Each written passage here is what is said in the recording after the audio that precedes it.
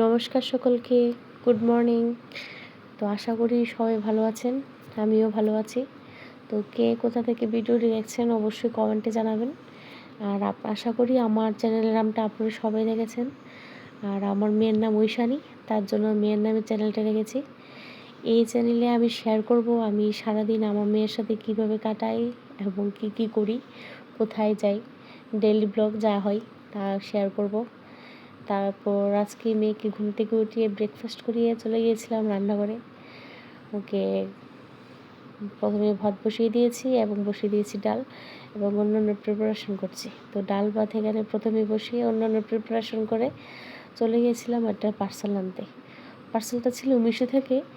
ও parcel থেকে বের হবে মেয়ের হেয়ার ব্যান্ড, একসাথে 6টা করেছিলাম।